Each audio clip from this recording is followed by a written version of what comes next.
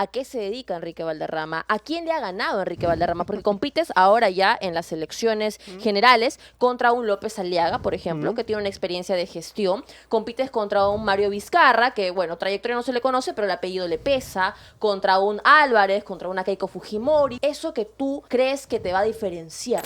Quiero presentarles ya a mi primer invitado. En esos últimos días ha estado en boca de todos, ha estado acaparando portadas desde diferentes frentes. Se trata del señor Enrique Valderrama, candidato presidencial por el APRE. Digo candidato porque has tenido una gran victoria en tu partido, Enrique.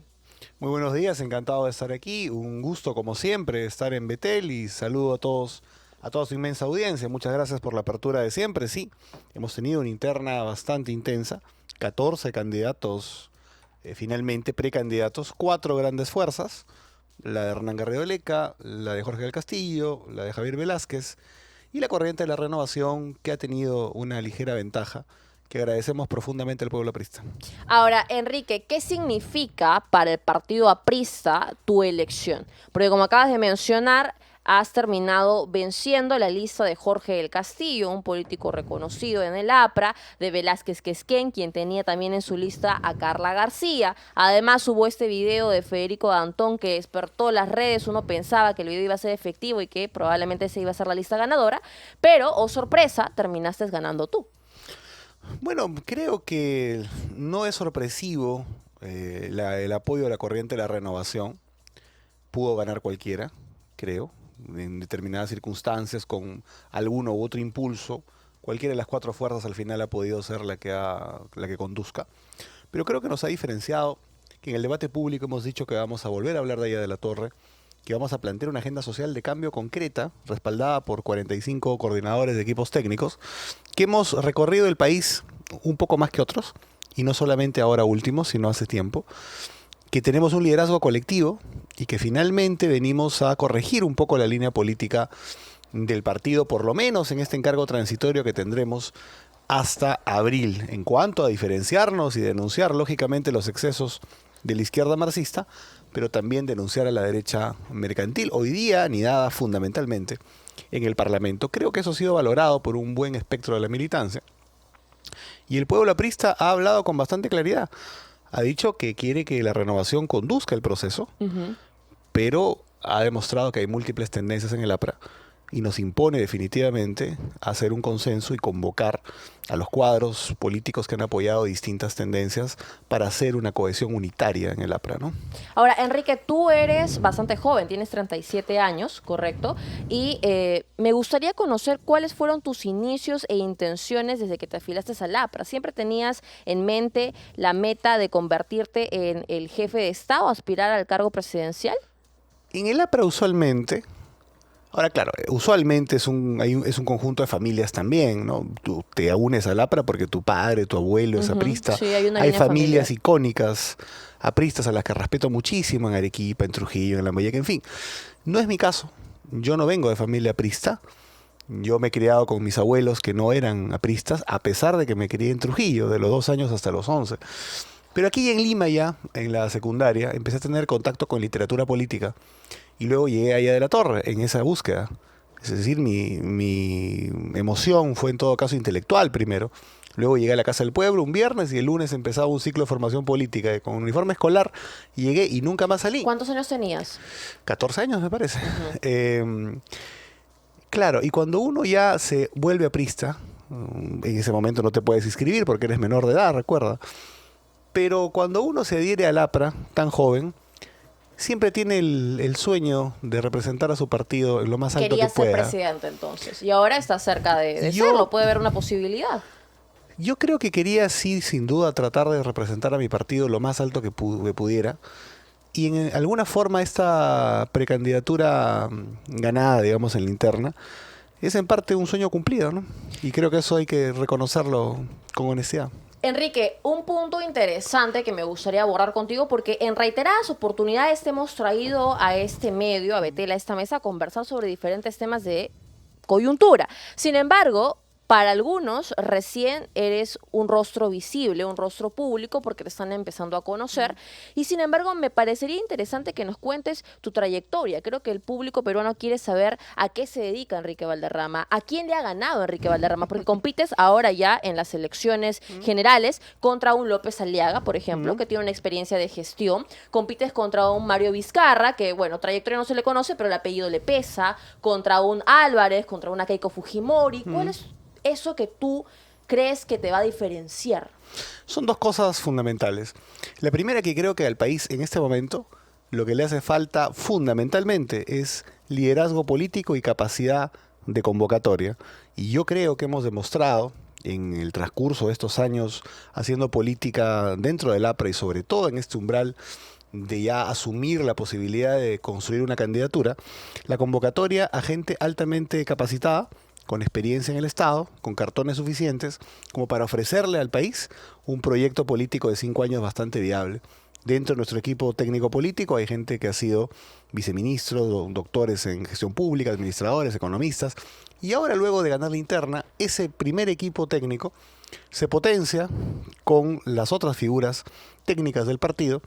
Debo decir que 5 o 7 de ellas me han escrito también diciendo que van a colaborar. Es decir, el APRA puede, con un liderazgo nuevo, plantearle al país un proyecto de 5 años bastante serio y sólido, que dudo mucho que otra organización lo pueda plantear, ¿eh? Bien, pero de alguna u otra manera, los partidos personifican a un político como tal, porque ese es el medio para llegar al poder. Entonces, replanteo la pregunta. Trayectoria en estos últimos años, ¿te has dedicado a la parte legal, al periodismo como tal? En los últimos 3 años sí, a la parte legal, básicamente al tema, digamos, civil laboral, y antes 9 años a la parte de la construcción. He estado vinculado y sigo vinculado a 2 empresas de construcción, pero en activo hasta el 2022. En gestión 22, pública casi no tienes 23. experiencia. No, en el Estado no, pero Bien. hemos convocado gente que sí la tiene, ¿no? Ok, es válido. Ahora, Enrique, vamos al grano también, un punto muy importante, porque tú en diferentes entrevistas y también aquí has demostrado y has manifestado que eres pro vida y pro familia, ¿correcto?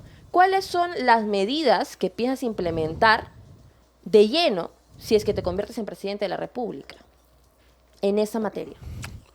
Yo creo que hay que ir ahí a un debate importante, es decir, me refiero a lo que se plantea y lo que he declarado abiertamente es que no estoy a favor del aborto, definitivamente. ¿Pero eso no te hace un pro vida determinadamente? Yo ¿No te catalogarías en no me ese? gustan las etiquetas Ok, de ese tipo, no ¿no? te etiquetarías como pro vida o pro familia. Entonces, simplemente en contra del Estoy aborto. en contra del aborto de Ok. alguna manera. Ahora, porque mira, siento que hay... Yo vengo de una tradición laica de la política. El APRA nació con una tradición laica, si bien luego ha tenido muy buena relación con el mundo protestante, con el mundo católico. Venimos de una tradición laica, de la separación de la religión de la política, bastante potente. Recuerda que Haya de la Torre empieza su liderazgo planteando una oposición a Leguía sobre la entronización del Perú al Sagrado Corazón de Jesús. Entonces siento que quizás esas etiquetas llevadas al mundo político revelan un poco la influencia, digamos, de una idiosincrasia religiosa. Y ahí hay algunas diferencias. Mira, Por ejemplo, por ejemplo, yo creo que hay que abrir el debate, no ahora, no en este momento, pero yo no me niego en el debate de fondo de pensar en la pena de muerte, por ejemplo, aunque estoy en contra del aborto. Yo creo que eso plantea algunas diferencias. pero pena de ¿no? muerte ¿para quién o para quiénes? Yo creo que hay gente que definitivamente, llevados por ejemplo los delitos sexuales contra menores de edad, habría que planteárselo en el futuro, ¿no? No digo ahora, implicaría salir del sistema interamericano, una serie de cosas que evidentemente tendrían que tener un trámite muy largo, pero de fondo no estaría en contra yo. No lo implementaría en el gobierno, no lo impulsaría en el gobierno. Simplemente te hago la diferencia conceptual. Si alguien se dice pro vida, por ejemplo, no podría estar, creo que, a favor de la pena de muerte, ¿no?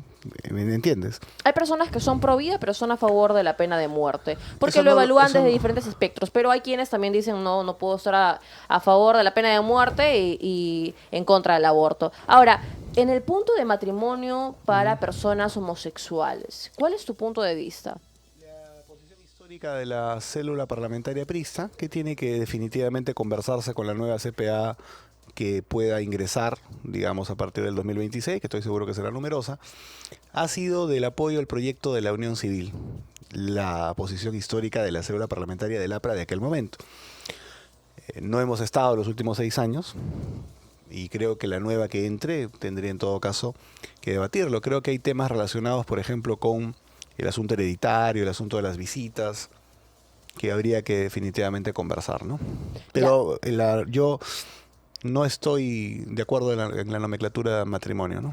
Ok, entonces, a título personal, tú no estás de acuerdo, pero lo llevarías a debate con tu partido. El partido no ha tomado una posición. Esto, la tradición del APRA, los ha denominado temas de conciencia. Entonces es muy individual, pero lógicamente en una votación a nivel del Parlamento también se podría consensuar una estrategia colectiva, ¿no? Que aún no hay como partido una definición sobre eso. Desde ese punto te siento bastante neutral, o digamos yo te podría catalogar como tibio en ese sentido, porque el pueblo evangélico, que es al que nos estamos refiriendo en estos momentos, y seguramente que nos está escuchando, sí es muy radical en ese punto, ¿no? Y me incluyo también en esa lista. No aborto, no matrimonio, unión sexual, no adopción de niños por parte de estas parejas, pro vida, pro familia al 100%, pero me parece interesante y yo siempre respeto los puntos de vista diferentes y creo que es mucho mejor que propongas sobre la mesa tus cartas tal y cual, a que me vendas a vender otro panorama totalmente diferente al tuyo. Y luego cuando te vas a otro canal me dices todo lo contrario. Lo último que voy a hacer es mentir, ¿no? Excelente.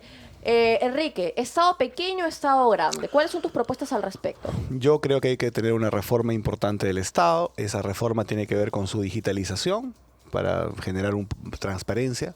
Estoy poniendo en el debate la reducción de los sectores de 19 a 12. Creo que es una reforma importante que hay que hacer. Algunos van a intentar catalogarme como alguien que ha cogido demasiadas ideas liberales alrededor de eso.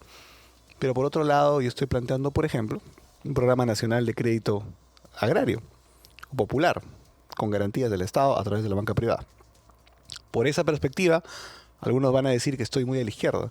Y por la perspectiva que te estoy mencionando ahora, de la reducción del tamaño del Estado, no del Estado, sino de los sectores, de 19 a 12 para optimizar, para ser eficiente en las cosas, podrían decir que soy, digamos, liberal. Pero sí, yo planteo que debemos pasar los sectores de 19 a 12. Creo que un ejemplo icónico, por ejemplo, es el MIDIS con el de la mujer, que debería volver a ser uno. Creo que habría que hablar de un ministerio de obras públicas, de un ministerio de infraestructura, etcétera, que concentre otros ministerios. Creo importante, y lo he dicho en la reunión de la Sociedad Nacional de Industrias con la Asamblea Nacional de Gobiernos Regionales, en donde invitaron candidatos presidenciales hace unos días, que definitivamente tenemos que ir a discutir.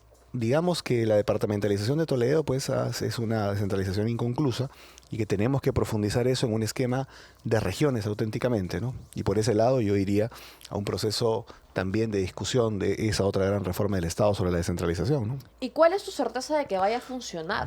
Porque estamos jugando con la vida de tantos millones de personas, peruanos, que necesitan medidas que funcionen, no prueba y error, sino algo que realmente vaya a ser eficiente. Estoy absolutamente convencido de que va a funcionar. Por ejemplo, la reducción de la pobreza. Cuando el MIDES con la mujer estaban juntos, era muchísimo más rápido que hoy día que están separados. Condumala creó un Ministerio de Inclusión Social donde lo único que ha hecho es aumentar el gasto, sí, pero no inyectándolo directamente a los sectores populares, sino aparece en burocracia, en otras cosas. Creo que eso ya ha demostrado en el pasado a funcionar. Y así con todas las propuestas. Hemos planteado un shock de seguridad porque lo hemos estudiado con múltiples especialistas. Tenemos 15 profesionales de alto nivel en el tema de seguridad para plantear ese shock. En el tema de crecimiento económico, algunas de las medidas son, sin duda, las que han funcionado ya del 2006 al 2011, donde tuvimos el mayor crecimiento del país de los últimos años. Naturalmente hay cosas nuevas. Yo estoy planteando, y eso lo he dicho también en esta reunión a la que te hago mención, un nuevo impulso industrializador en el país. Creo que es absolutamente necesario. Y eso es algo novedoso que definitivamente requiere energía barata y requiere gente capacitada, y por eso estamos planteando también un gran programa agresivo de construcción de grandes tecnológicos a nivel nacional o potenciar los que ya existen, ¿no? Estamos absolutamente convencidos de que todo lo que estamos diciendo o ha funcionado o tenemos la certeza, o ha funcionado antes o tenemos la certeza que ahora va a ser una adición importante. ¿Qué otros ministerios u otros sectores te volarías o unificarías? Porque es de 19 a 12. Estamos en una evaluación técnica respecto al tema. Vamos a seguramente la primera semana de enero a presentar un plan de eficiencia estatal a través de una conferencia de prensa donde haremos sin duda la exposición de un organigrama del Estado respecto a ese tema. La primera conferencia que vamos a hacer de prensa va a ser detallando el shock de seguridad que va a ser seguramente en unos 10 días. Ahora, Enrique, yo te preguntaba si tú tenías experiencia en gestión pública, me dijiste que no, pero precisamente te estás rodeando de personas que sí. Entonces, podemos ir manifestando los nombres, los rostros de esas personas que te van a acompañar y que sí cuentan con esa experiencia. Plenamente, mira. Por ejemplo, dentro del espectro social, me parece fundamental, tenemos sin duda en el asunto de salud pública, tenemos a la doctora Elsa Mantilla, que ha sido directora, digamos, de salud pública del Ministerio de Salud, y tenemos al doctor José Calderón, que ha sido viceministro de Salud, dentro del equipo básico, digamos, de la agenda social. En el tema de infraestructura, tenemos a Yalmar Marangúnich, que ha estado incluso entrevistado acá, que ha sido viceministro de Transportes, con el cual estamos proponiendo, en el caso de salud estamos proponiendo el programa Pronta Atención para descongestionar los hospitales. En el caso de Transportes estamos proponiendo que en 5 años podemos tener la línea 3 y 4 del Metro de Lima terminada. En el caso de la agricultura estamos proponiendo de una u otra manera una revolución agraria, una revolución agrícola, no como la segunda reforma agraria de Castillo, sino una concreta que incluya crédito, capacitación, etcétera. Y ahí tenemos a Víctor Vázquez Villanueva, que es un gran especialista que tiene un paso importante por diferentes ministerios, y a Juan Risi, que ha sido ex viceministro también de Agricultura, por ejemplo. Y así te podría seguir señalando, digamos, más sectores. Y tenemos además analistas estupendos que han pasado por diferentes ministerios, incluyendo la coordinadora de la Agenda Social, que es Claudia Espinosa, que además es candidata, por cierto, al Senado Nacional y es doctora en gestión pública.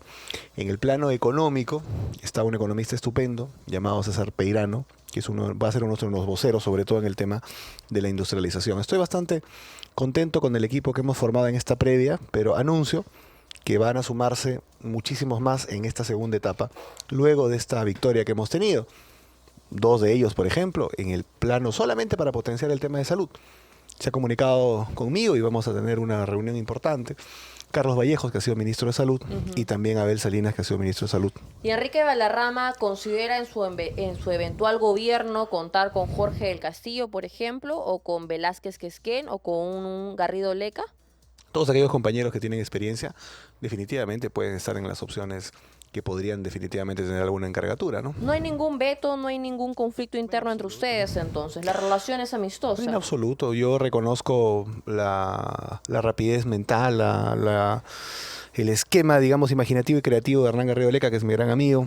Reconozco la batalla casi solitaria que tuvo Mulder contra Vizcarra, acuérdate, cuando todo el mundo prácticamente de una u otra manera se Mauricio seguía firme en ese tema. Reconozco la lucha contra Fujimori del Castillo. Creo que eso hay que hacerlo, ¿no? Entonces, tú sí considerarías trabajar de la mano con ellos, ¿no? Porque eso APRA para tiene que desmentir trabajar. Estos dichos que están comenzando a pulular sobre esta desunión que habría en el APRA. No hay desunión. Mira, acabas de dar cuenta, no sé si aquí o en el programa anterior, de lo que está pasando lamentablemente en el Partido del Arquitecto, al cual respeto mucho en su figura histórica. Acción Popular. Así es. Y creo lamentable lo que está ocurriendo, más allá de las simpatías que pueden tener los correligionarios por uno o por otro bando. Creo que es lamentable que haya pues acusaciones cruzadas, digamos, de fraude, por ejemplo, ¿no? Eso es muy delicado. En el APRA no ha ocurrido eso, ¿eh? En el APRA todo el mundo, le guste o no le guste, han aceptado los resultados en todos los niveles. Por lo tanto, de ahí a construir una propuesta ya unitaria para abril es un paso que estamos ya dando, ¿no? Enrique, cuando nos remontamos a los 2 gobiernos del APRA, tenemos que mencionar indubitablemente a Alan García. Pero el primer gobierno de Alan García, bastante joven también, de hecho hay un parecido, ¿no? Ya sea en la voz, en la dicción, en la forma de presentar un speech contigo, con tu persona, de alguna u otra manera a la persona, al peruano, le recuerda a Alan García ya fallecido, pero no podemos negar que el primer gobierno de García fue totalmente nefasto. Entonces, ¿qué garantía le puedes dar tú a todos los peruanos de que con tu juventud, con la frescura que tú representas y también con la inexperiencia en gestión pública no va a volver a suceder ello?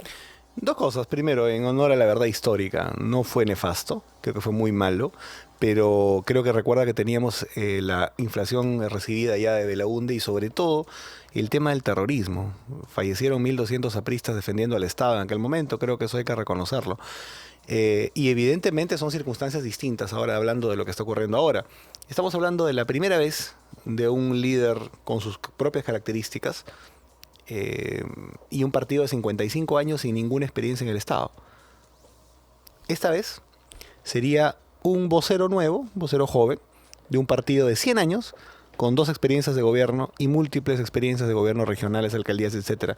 Es una situación distinta. No es la primera vez de un joven, es la tercera vez del APRA. Betel. Si no ganas las presidenciales, ¿qué va a pasar con el APRA? Porque representas también una esperanza de que el APRA vuelva a convertirse justamente en una fuerza de poder dentro del país. Vamos a luchar para que el APRA definitivamente gane las elecciones, pase segunda vuelta y gane las elecciones. Y para posicionar de nuevo al APRA en la primera línea de la política. Yo creo que hago un llamado a la reflexión colectiva, aquellos que están dudando su voto y que escuchan Betel. Miren lo que ha pasado sin el APRA durante estos últimos años. ¿Eh? Miren lo que ha hecho esta representación parlamentaria. Y lo digo abiertamente, particularmente el fujimorismo y particularmente Acuña, que han convertido prácticamente pues el Congreso y el poder, porque han estado aliados de Boluarte, en una repartija sin nombre. Yo creo que el APRA, un proyecto histórico, podría merecer una nueva oportunidad.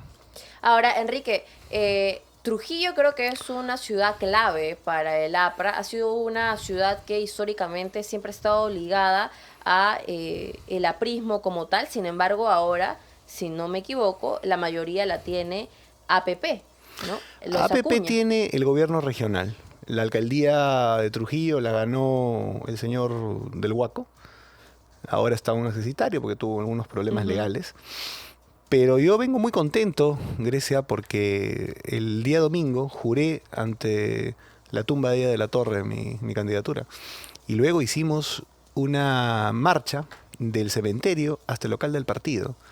Y fue realmente una marcha estupenda, espectacular. No sé el número exacto de personas, pero fue bastante grande. Y hemos reavivado un poco la llama de la esperanza, me parece, de manera colectiva. Mérito del aprismo, sin duda, trujillano, de sus líderes, Julio César Morán, por ejemplo, que creo que va a ser gobernador regional. Y estoy convencido de que partiendo de la recuperación del norte, también Lambayeque, también Piura, etcétera, Tumbes, vamos a empezar a consolidar una buena perspectiva de cara a abril.